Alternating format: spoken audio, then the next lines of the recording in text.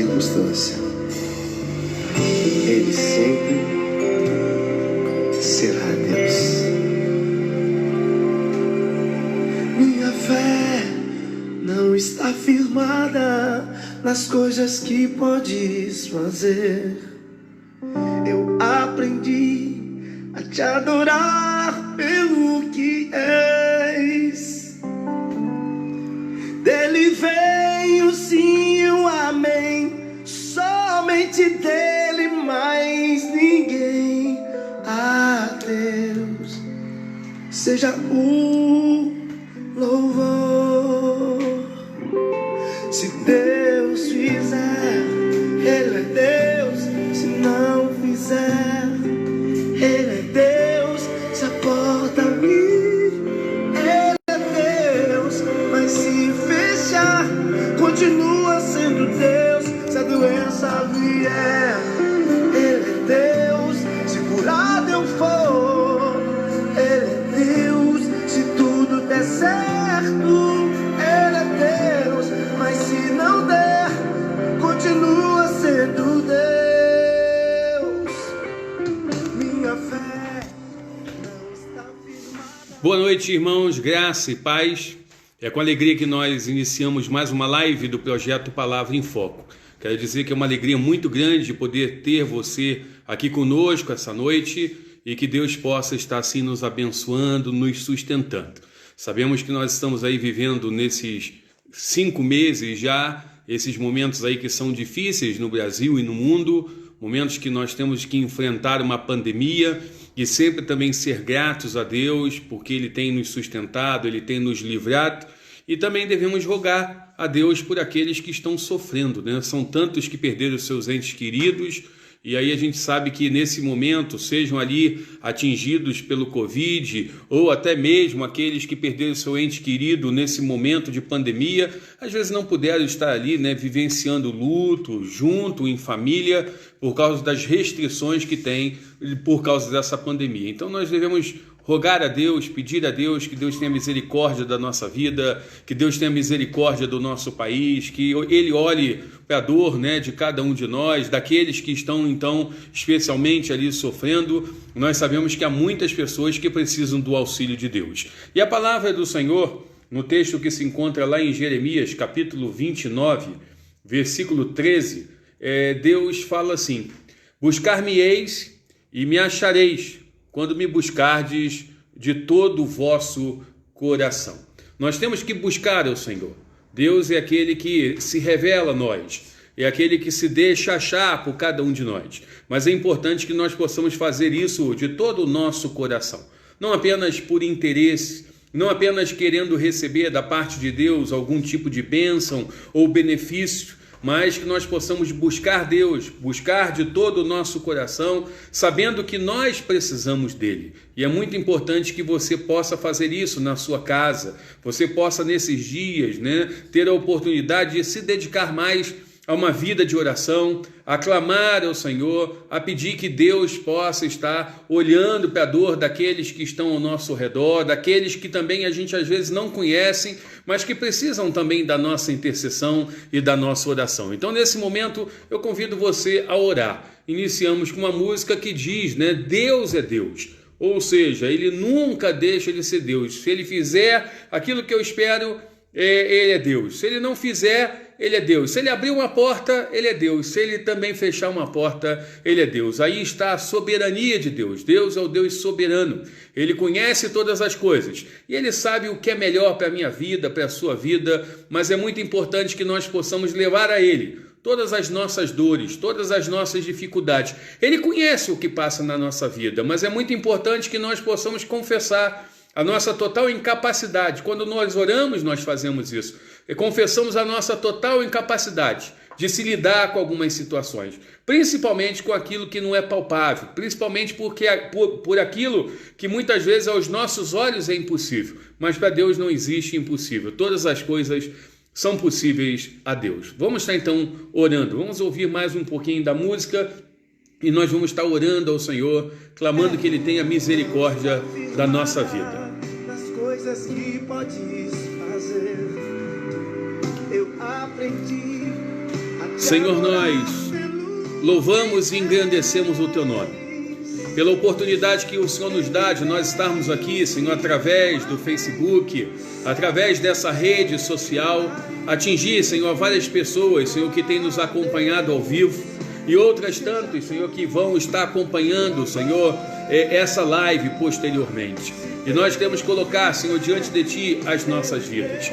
Queremos Te agradecer primeiramente por tudo aquilo que o Senhor tem feito. Te agradecemos pelo Teu livramento, Senhor, Te agradecemos pelo Teu sustento, Te agradecemos, Senhor, pela Tua direção, porque apesar, Senhor, desse momento tão difícil que nós estamos vivendo nos últimos tempos, o Senhor tem estado conosco. Nós não nos sentimos desamparados ou abandonados, mas nós temos a certeza do Teu cuidado, da Tua bênção, da Tua direção. E nós queremos clamar a Ti nesse momento, que o Senhor possa, Senhor, visitar aqueles que estão sofrendo, afofe, Senhor, a cama, Senhor, daqueles que estão no leito de enfermidade. Assiste eles, Senhor, nesse momento de dor. Esteja com aqueles que estão, Senhor, nos leitos de hospitais, Senhor, nas UTIs, Senhor, entre a vida e a morte, Senhor. Tu és o Senhor da vida, Tu és o sustentador da vida. E Tu é capaz, Senhor, de fazer, Senhor, um milagre. Tu é capaz, Senhor, de contrariar a lógica humana, Senhor. E nós queremos pedir que nesse momento o Senhor possa, Senhor, estar visitando, Senhor, a cada um deles. Eu quero te pedir também que o Senhor possa, Senhor, com aqueles que estão enlutados, aqueles que estão sofrendo pela perda, Senhor, dos seus entes queridos, pela perda do convívio, Senhor, pessoas que são tão amadas, Senhor, pessoas que de uma hora para outra, Senhor, simplesmente não fazem mais parte da realidade de algumas famílias. E nós queremos pedir que o Senhor possa, Senhor, tocar nessas vidas. Eu quero te pedir também, Senhor, que o Senhor tenha misericórdia do nosso país. Vivenciamos um momento tão difícil, Senhor. 3 milhões e meio quase de pessoas que foram acometidas, Senhor, por esse vírus. Mais de 100 mil, Senhor, pessoas que já vieram a falecer. E nós temos pedido que o Senhor possa, Senhor, ter misericórdia, Senhor.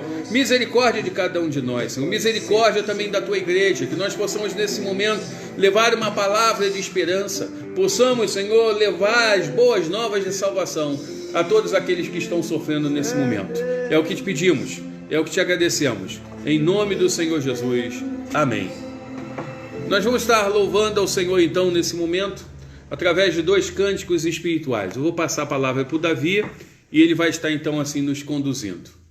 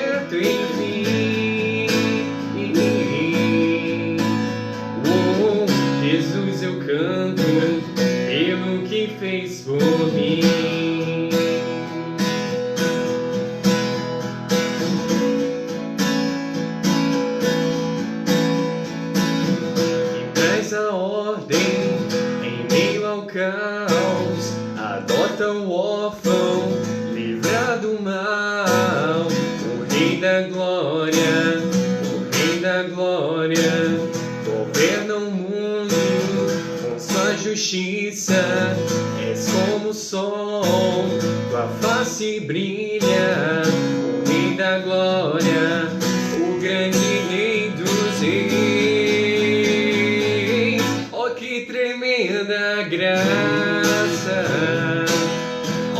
infalível amor tomou meu lugar, a minha cruz levou, você deu sua vida e sou liberto em ti. Oh, Jesus, eu canto pelo que fez por mim.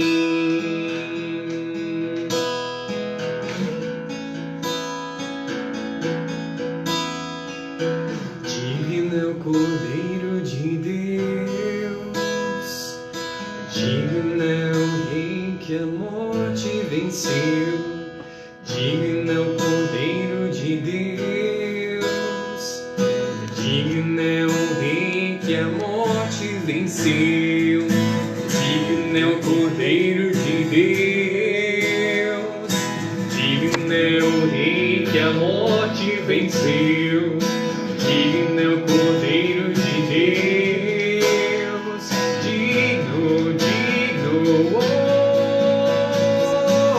oh, que tremenda graça, oh, que infalível amor tomou meu lugar, a minha cruz levou,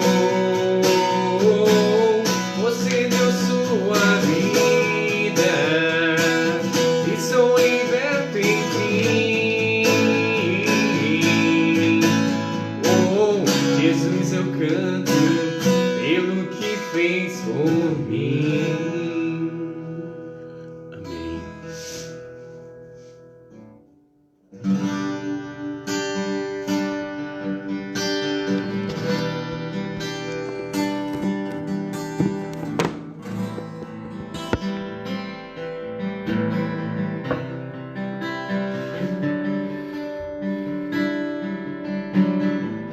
Jesus maravilhoso é minha inspiração a prosseguir, e mesmo quando tudo não vai bem, eu continuo olhando para ti. Eu sei que tu tens o melhor pra mim, há um segredo do meu coração, oh, dá-me forças pra continuar, guardando as promessas em oração. Em Deus está o meu coração, firme nas promessas do Senhor. Eu continuo olhando para ti, e assim eu sei que posso prosseguir. E mesmo quando eu chorar, as minhas lágrimas serão para regar a minha fé e consolar meu coração, pois o que chora aos pés da cruz clamam em nome de Jesus, alcançará de ti, Senhor, misericórdia, graça e luz.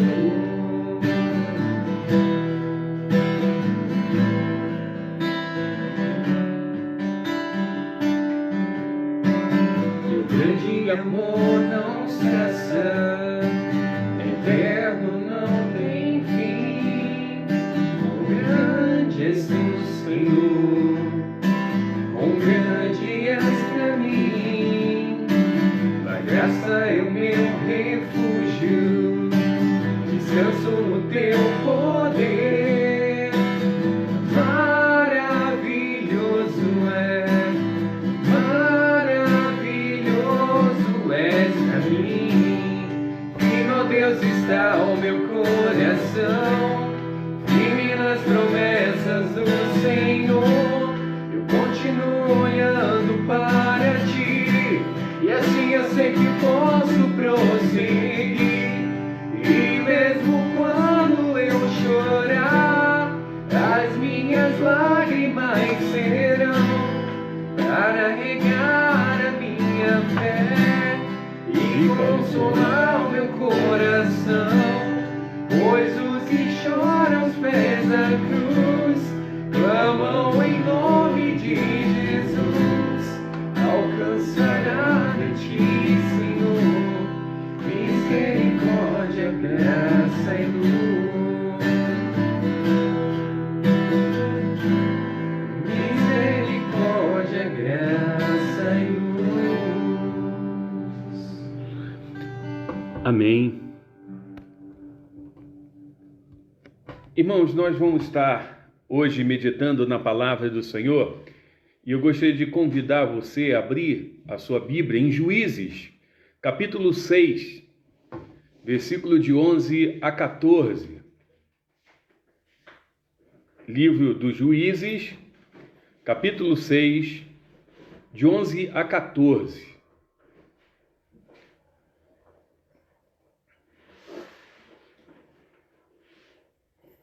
Juízes 6, a partir do versículo 11. E eu convido você a deixar sua Bíblia aberta. Nós vamos ler outros textos desse capítulo 6.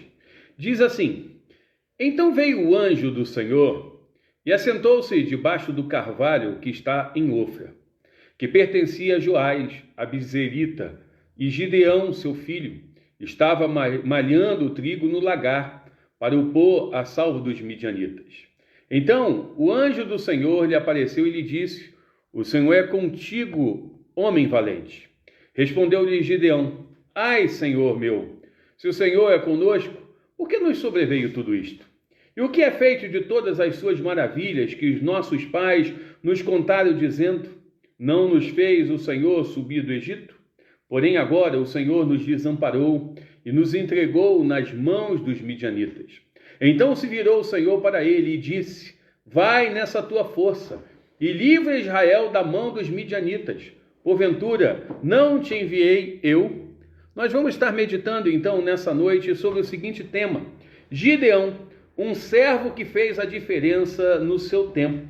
Quando a gente olha para a história de Gideão, geralmente a gente conhece a história de Gideão naquele momento que ele enfrenta os midianitas com 300 homens. Ele é chamado pelo Senhor para uma batalha, para uma guerra, e ele consegue vencer um exército muito mais poderoso do que ele, do que o exército de Israel, com apenas 300 homens. E nós vemos ali que Deus deu um livramento muito grande. Deus usou Gideão e aqueles 300 para libertar o povo de Deus da opressão dos midianitas. Quando a gente olha para esse texto, qual é o contexto de tudo isso aqui? Aqui ainda estamos um pouquinho antes dessa grande batalha que Gideão ele participou, da batalha onde Deus, na realidade, guerreou por eles, porque eles mais estiveram ali assistindo o livramento de Deus do que propriamente lutando. Deus interviu de maneira sobrenatural e deu o livramento ao povo. Mas o contexto é o seguinte: os midianitas era aquele povo que oprimiam a Israel. Quando a gente olha lá para o capítulo 6, no início, versículo de 2 a 4, diz assim: prevalecendo o domínio dos midianitas sobre Israel. Fizeram estes para si, por causa dos midianitas, as covas que estão nos montes, e as cavernas e as fortificações. Porque cada vez que Israel semeava, os midianitas e os amalequitas, como também os povos do Oriente, subiam contra ele. E contra eles se acampavam, destruindo os produtos da terra, até a vizinhança de Gaza, e não deixavam Israel sustento algum, nem ovelhas, nem boi, nem jumentos. Então a gente vê que os midianitas, eles juntamente com outros povos, eles oprimiam então o povo de Israel. Eles não produziam nada, mas tudo aquilo que Israel produzia, toda a lavoura, toda a colheita de Israel, quando chegava na época da colheita, era roubada então pelos midianitas e por causa de outros povos, ao ponto deles terem que construir então algumas covas nos montes e nas cavernas, para que pudesse esconder as colheitas, para que não pudesse ser ali roubada então pelos midianitas e pelos povos que se aliavam aos midianitas para roubar o povo de Deus. Deus, na realidade, ele tinha permitido toda essa opressão, por causa da desobediência, por causa da idolatria e distanciamento dos mandamentos dele. Diz o versículo 1, fizeram os filhos de Israel o que era mal perante o Senhor. Por isso o Senhor os entregou nas mãos dos midianitas por 7 anos. Ou seja, toda essa opressão já durava 7 anos. E tudo isso foi por causa então da desobediência. O povo agora estava na terra prometida, o povo já tinha saído do Egito, e o que tinha acontecido? Por causa da desobediência, por causa do afastamento, Deus tinha permitido que os midianitas, um povo mais poderoso naquela época do que os israelitas, viessem e os oprimiam. Eram dias, nós podemos dizer assim, muito difíceis. Nós podemos ver que o versículo 6, ainda dentro desse contexto, diz: assim Israel ficou muito debilitado com a presença dos midianitas. Então os filhos de Israel clamavam ao Senhor. Eles estavam enfraquecidos, eles estavam desanimados, e naquele momento de tanta opressão, de tanto roubo, de tanto desamparo, eles clamam ao Senhor e eles pedem para que Deus pudesse, assim, ter misericórdia deles. Mas quando a gente olha para Gideão, quem foi chamado como juiz em Israel pelo Senhor? Qual era o perfil de Gideão? O que nós aprendemos com a vida de Gideão? A primeira coisa que nós vemos em Gideão é que ele se via como o menor da sua família e da sua tribo. Ele diz lá no versículo 15, e ele lhe disse: ah, Senhor meu, como livrarei Israel? Eis que a minha família é a mais pobre em Manassés, e eu menor da casa do meu pai. Quando a gente olha então ali, a primeira coisa que nós vemos em Gideão é que ele se sentia o quê? Inferiorizado. Ele se sentia um menor. Ele era de uma das menores tribos, que era a tribo de Manassés. E aí ele diz, além dele fazer parte da menor tribo, ele ainda era o menor da casa do seu pai. Alguns até dizem que provavelmente seria ali o caçula, o mais novo, e por isso que ele se sentia então o menor dentro da casa do seu pai. Mas é interessante que além dele se sentir menor dentro da sua família e dentro da sua tribo, ele também era cheio de dúvidas. O versículo 13 diz, respondeu-lhe Gideão: ai, Senhor meu, se o Senhor é conosco, por que nos sobreveio tudo isto? O que é feito de todas as suas maravilhas que nossos pais nos contaram, dizendo: não nos fez o Senhor subir do Egito? Porém agora o Senhor nos desamparou e nos entregou nas mãos dos midianitas. Ou seja, certamente ele tomado de dúvida diante do contexto que ele estava vivendo. Muitas vezes também, quando nós olhamos para aquilo que está ao nosso redor, também somos cercados de dúvida. Por que tudo isso está acontecendo? Onde está Deus que não agiu? Onde está aquele Deus que fez tantas maravilhas e que nesse momento que eu estou vivenciando essa enxurrada de problemas, essa quantidade tremenda de adversidades que tem vindo sobre a minha vida, onde está a ação de Deus? Mas ele continua ali, e aí nós vamos vendo no decorrer desse texto algumas coisas que vão dar resposta a todas essas indagações. Mas outra coisa que estava dentro do perfil de Gideão, ele foi estigmatizado pelos idólatras. Ele foi chamado de Jerubaal, que quer dizer destruidor de Baal. Então muitas pessoas olhavam para Gideão e acabaram então apelidando ele de Jerubaal, que é uma alusão àquilo que ele fez. Ele então, quando é chamado pelo Senhor e ele vê toda a idolatria, todas aquelas coisas que eram contrárias a Deus e principalmente de se colocar Deus em primeiro lugar, ele então começou a quebrar os altares. Altares esses que tinham sido erguidos a um Deus falso. E aí ele então é apelidado de Jerubaal, né, que era justamente o que? Gideão. Nós vemos isso no capítulo 7, versículo 1. Então Jerubaal, que é Gideão. Mas ainda, ele foi visto como uma ameaça. Capítulo 6, versículo 29 a 30, e diz assim: e uns aos outros diziam: quem fez isso? E perguntando e inquirindo, disseram: Gideão, o filho de Joás, fez esta coisa. Então os homens daquela cidade disseram a Joás: leva para fora o teu filho, para que morra, pois derribou o altar de Baal e cortou o poste ídolo que estava junto dele. Ou seja, muitos olhavam então para Gideão e viam Gideão como uma ameaça, como um problema. Alguns viam Gideão como um inimigo, não como alguém que estaria ali trabalhando para o Senhor, mas como um inimigo. Mas não basta a gente estar inserido, irmão e irmã, você que me ouve, dentro de um contexto de muita dificuldade. Não basta simplesmente a gente achar que a gente é o menor, que a gente é um problema, que a gente é estigmatizado pela sociedade. Talvez você já foi estigmatizado, ou seja, marcado. A palavra estigma vem da ideia de marcar alguém com ferro. Talvez você foi estigmatizado pela sociedade, talvez te colocaram como sendo um problema. Mas como é que Deus mostra a cada um de nós quem realmente nós somos? Muitas vezes nós acabamos vivenciando aquela frase clássica que muitas vezes a gente usa para querer justificar aquilo que nós fazemos de errado. Por exemplo, a sociedade prega por aí, fala por aí que o homem é um produto do meio que vive. E muitas vezes nós usamos isso. Gideão mesmo pôde usar isso. De certa forma, ele usou um pouco essa desculpa. O meio que eu vivo é o pior possível. É um meio de opressão, de dificuldade. Talvez, em alguns momentos, você possa usar a segunda parte, olhando para dentro de si mesmo, como que Gideão se sentia. Menor, problema, estigmatizado. Talvez você se sinta assim. Mas o que importa para nós é como que Deus nos vê realmente. Como que Ele quer trabalhar na nossa vida para que a gente possa enxergar quem realmente nós somos e que diferença nós podemos fazer na sociedade. E aí nós vemos isso nesse texto também. Deus mostrou a Gideão quem ele era realmente. A primeira coisa que Deus falou para Gideão é que ele era um servo de valor. Então, você tem valor não é porque você não é pecador. Você tem valor porque Deus te ama. Todos nós somos pecadores. Nós não podemos querer nos justificar diante de Deus achando que nós somos alguma coisa. Só somos o que somos pela misericórdia de Deus. Mas se você não tivesse nenhum valor, Jesus não tinha morrido na cruz do Calvário por cada um de vocês.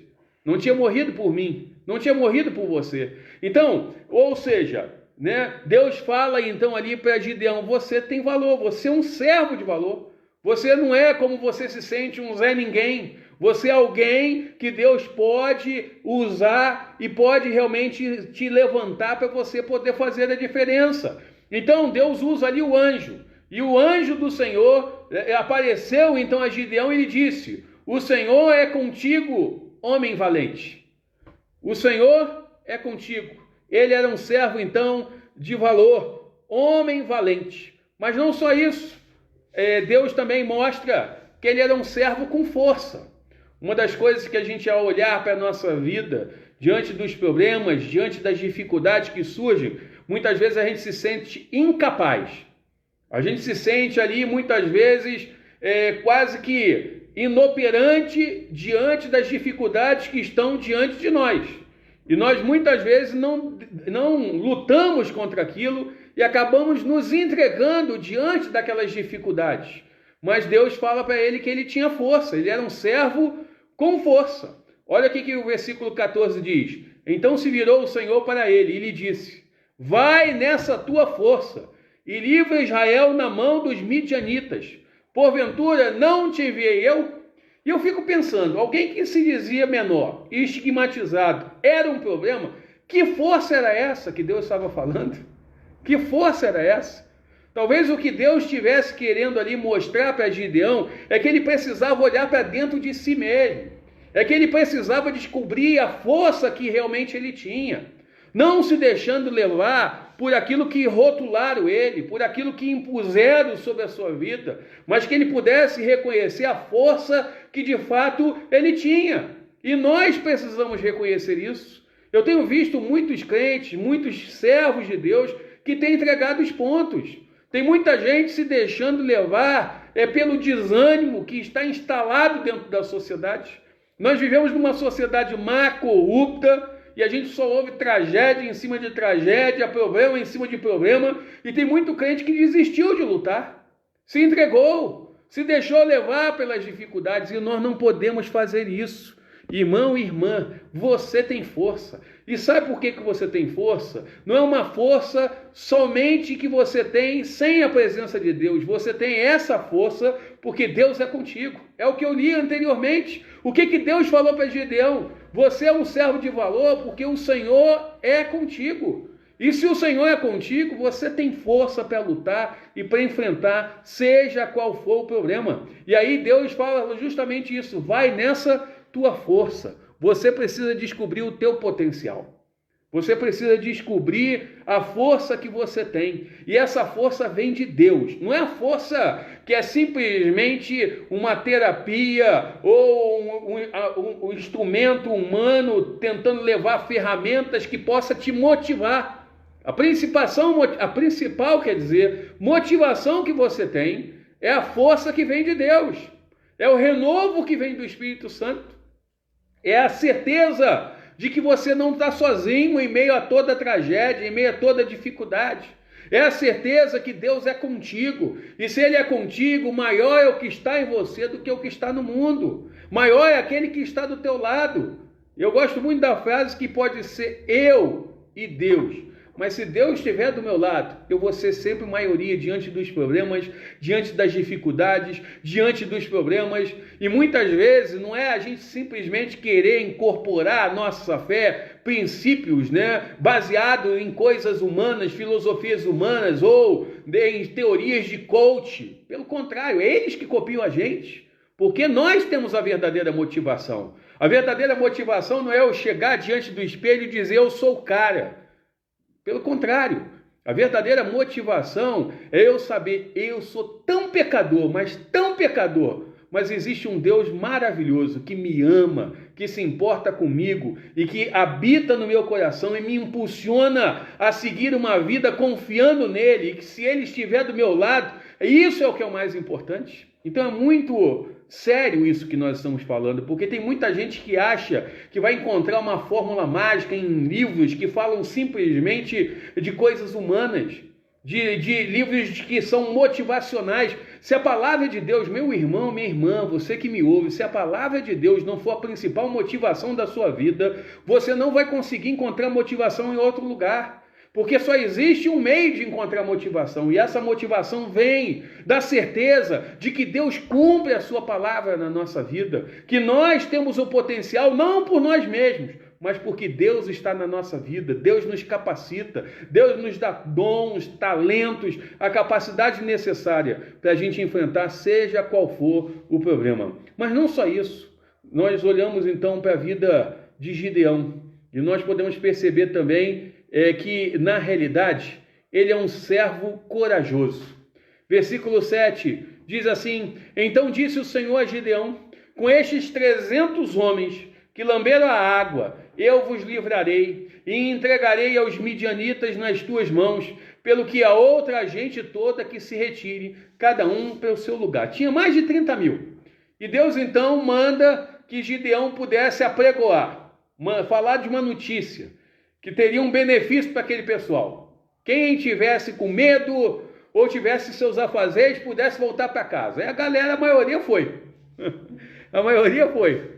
E aí sobrou um pouco, mas já era de repente um número elevado. E Deus falou, é muita gente ainda. Porque Deus sabia e conhecia o coração do povo e conhece o nosso coração. Nós temos que aprender a viver na dependência de Deus. Só podemos ser corajosos se nós dependermos do Senhor. E aí é interessante que o povo ia ali para a batalha, para a luta, e eles podiam dizer assim, fomos nós que conquistamos, fomos nós com o nosso exército que conseguimos vencer os midianitas. E é interessante então que Deus manda ir ao lago, manda ir ao rio, e a beber lá a água. Quem então se abaixasse, e sem olhar ao seu redor, deveria voltar para casa, deveria ser separado. E o outro grupo deveria lamber a água, trazendo a mão à boca e lamber a água. Deveria ser separado. Eu acho que até ali, então, Deus ainda não tinha mostrado para Gideão quem iria com ele e quem não ia. E é interessante que só 300 que levaram a mão na boca e lamberam a água. Os outros, então, não estavam teoricamente ali preparados, porque eles não estavam vigiando, eles não estavam atentos. E Deus fala, é com esses 300 que você vai.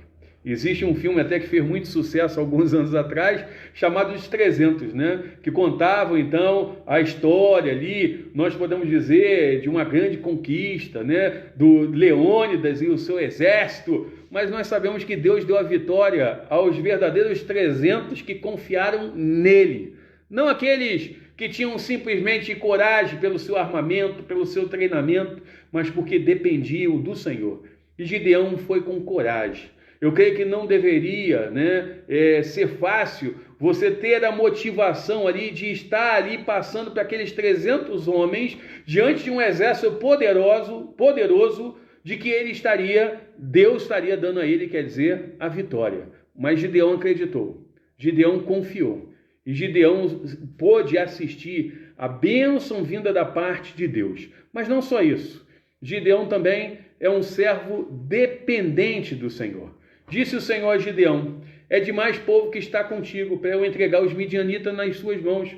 Israel poderia se gloriar contra mim, dizendo: a minha própria mão me livrou.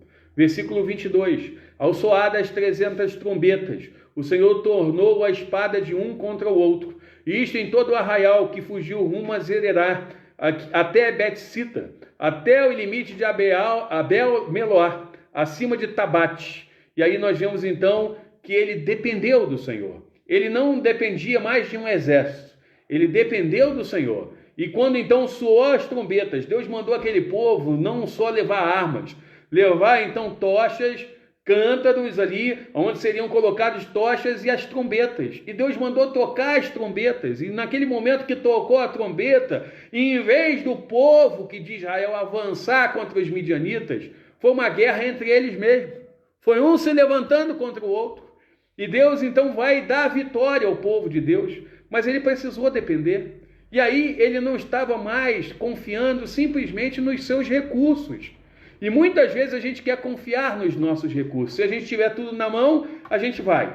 Mas se a gente não tiver, a gente fica com o pé meio atrás e a gente diz assim: não vou, não tenho condição de ir. Mas nós temos que confiar que Deus é aquele que nos ajuda, que Deus está do nosso lado, que Deus provê os recursos necessários. Se Ele nos chamou, Ele não manda a gente se virar, Ele não manda a gente dar um jeito. Pelo contrário, Ele nos desafia a confiar nele e saber que Ele vai dar vitória a cada um de nós se nós dependermos dEle. Mas ainda, outra coisa importante, e aí é o fechamento aqui daquilo que foi a vida de Gideão. Gideão foi um servo humilde. Então, os servos, para fazer a diferença, eles precisam também ter humildade. E aí, qual foi a humildade? De que maneira nós aprendemos da humildade de Gideão? Então, depois de toda essa luta, de toda essa vitória que Deus deu, quer dizer, o povo de Israel, versículo 1 do capítulo 8 diz assim: então os homens de Efraim disseram a Gideão: que é isto que nos fizeste? Que não nos chamaste quando foste pelejar contra os midianitas, e contenderam fortemente com ele.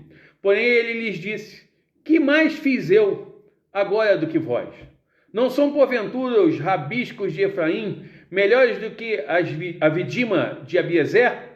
Deus entregou nas vossas mãos os príncipes dos midianitas, Oreb e Zeeb. Que pude eu fazer comparável com o que fizeste? Então, como lhe falava-lhes esta palavra, abrandou-se-lhes a ira para com ele. Porém Gideão lhe disse: não dominarei sobre vós, nem tampouco meu filho dominará sobre vós, o Senhor vos dominará. Aqui de 1 a 3 nós temos um contexto. Então o que acontece? O pessoal da tribo de Efraim falou assim: você vai para a guerra e nem chama a gente. Você vai para a guerra e nem chama a gente. E aí, por que vocês fizeram isso? Né? Por que você fez isso? E aí, em vez de Gideão ali acabar entrando, talvez, naquilo que a gente chama de uma pilha ou de uma aparente contenda, ele exalta justamente aqueles que estavam acusando dele não ter levado eles para a guerra. E ele começa então a falar: que mais eu fiz do que vós? Na realidade, vocês fizeram muito mais do que eu fiz. Vocês conseguiram muito mais conquistas do que eu conquistei. E aí, né, ele fala: Deus entregou na mão de vocês os príncipes, Oreb e Zeeb. A guerra continuou e vocês conseguiram aprisionar esses príncipes. Mas não só isso. O versículo 23, que é o final ali praticamente da história de Gideão, o povo queria fazer de Gideão como que um rei. Queria que Gideão pudesse reinar sobre eles. E Gideão o que diz? Não dominarei sobre vós, nem tampouco meu filho dominará sobre vós. O Senhor vos dominará. Gente, quando a gente olha para isso aqui, a gente pode ver que o orgulho podia subir a cabeça de Gideão. Gideão podia achar que era o mais importante. Gideão podia achar que era o cara, ele conseguiu a vitória, ele conseguiu derrotar os midianitas depois de 7 anos de opressão. Ele podia dizer assim, agora é verdade, o pessoal está querendo me eleger como rei, agora eu sou o cara, eu vou ser o rei. Mas ele sabia que acima dele existe aquele que reina de fato, que é o Senhor. Né? Foi bem diferente da época, né, que o povo exigiu um rei, e aí Deus permitiu que Saul subisse e fosse rei em Israel. E nós vemos que ali, né, através do profeta, Deus mostra a sua tristeza diante daquele fato, que na realidade o povo não tinha desprezado simplesmente a Samuel, tinha desprezado a quem? O próprio Deus. E Gideão sabia que quem reinava de fato não era ele, era o Senhor. Ele sabia que na realidade ele não tinha feito nada, e o que ele tinha feito na realidade tinha sido porque o Senhor o usou como instrumento nas suas mãos. E quando nós olhamos para isso, é muito importante que eu também tenha essa humildade na minha vida.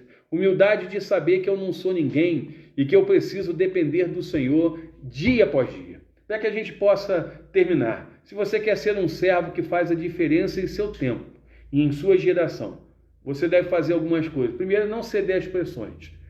Às vezes há muita coisa que faz pressão na nossa vida e nos descaracteriza. Muitas vezes nós cedemos às pressões e acabamos então nos adequando àquilo que a sociedade quer impor sobre a nossa vida. O único que deve impor ou deve estar agindo, nos levando a viver algo que é muito melhor do que a sociedade oferece, é Deus. Ele tem esse direito. E nem ele faz isso. Ele realmente toca no nosso coração, ele nos impulsiona para que a gente possa, através da sua obra espiritual, se voltar para ele. Mas nós muitas vezes somos rebeldes. Então não ceda às pressões do mundo. Segundo, não se renda a marcas e estigmas. A sociedade que nós vivemos tem a mania de rotular. Qualquer coisa que a gente fale, a gente quer pregar a verdade do Evangelho, a gente é rotulado como fundamentalista. A gente quer então falar o que é correto, a gente é politicamente incorreto. A gente quer falar o que é conservador e aí a gente é visto como neofascista. E aí tem um monte de estigma, né? A gente quer pregar a mensagem do Evangelho que é vivo e atual, nós somos vistos como ultrapassados. A gente quer então levar a teoria e aquilo que nós entendemos ser bíblico, não simplesmente uma teoria como a da evolução, mas queremos olhar e ver sobre o criacionismo, nós somos vistos como pessoas ignorantes. Quantas vezes nós somos estigmatizados e marcados? Mas não se deixe, não se renda a marcas e aos estigmas. Não deixe as dúvidas, quer dizer, dominar o seu coração. Muitas vezes você pode ter dúvida. Toda dúvida deve ser colocada diante de Deus. A dúvida, ela vai ser esclarecida por Deus e na sua palavra. Então você tem dúvida de alguma coisa? Coloque diante do altar de Deus com sinceridade, com o coração aberto, confesse a Ele aquilo que você está sentindo, fale das suas dúvidas e certamente Deus vai direcionar a resposta necessária para essas tuas dúvidas na palavra. Tenha a sua força em Deus. É Deus que nos fortalece, é Deus que nos abençoa. Aqueles que esperam no Senhor renovam as suas forças. Seja alguém corajoso, coragem para lutar, coragem para não desanimar diante das dificuldades e dos problemas. Seja humilde, seja humilde. Humildade é muito importante. Humildade não é simplesmente simplicidade, é dependência de Deus. É você abrir mão do seu próprio eu e deixar que Deus possa reinar sobre a sua vida. E para a gente poder terminar, seja dependente de Deus. Diante de tudo isso que nós falamos, eu creio que Deus vai fazer você um servo e uma serva que faça a diferença no seu tempo. Deus quer te usar como usou Gideão. Talvez a batalha que você tem não são mais contra os midianitas. Talvez a batalha que você tem não é como que Davi teve, diante de um gigante.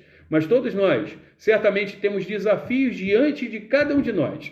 E é muito importante que você possa ser um servo usado pelo Senhor e que faça a diferença. Hoje nós estamos precisando de pessoas que façam a diferença. Porque cada dia mais parece que está tudo igual. E não está se nivelando por cima, não. Está se nivelando por baixo. E é muito importante que você não se deixe levar por essas coisas. Mas que você possa ter um padrão de excelência baseado na palavra, não nas coisas desse mundo. Que Deus possa te abençoar. Que Deus possa te fortalecer. Nós vamos estar orando, encerrando esse momento. E logo depois da oração eu tenho alguns avisos a fazer. e logo depois nós vamos estar assim terminando a nossa live. Quero mais uma vez agradecer a sua presença. São vários irmãos ali que mandaram mensagem. Quando a gente está falando aqui, pregando, a gente não tem condição, às vezes, de mandar a resposta, mas eu tenho sempre feito assim. Logo que acaba a live, eu tenho mandado, então, uma saudação, uma resposta para aquilo que falam comigo. Então, eu estou à disposição dos irmãos. Que Deus abençoe a cada um. Senhor, nós louvamos e engrandecemos o Teu nome. Te louvamos, Senhor, porque o Senhor nos chama para que nós sejamos servos que possam fazer a diferença no nosso tempo, na nossa geração. E eu quero te pedir que o Senhor possa, Senhor, abençoar a nossa vida.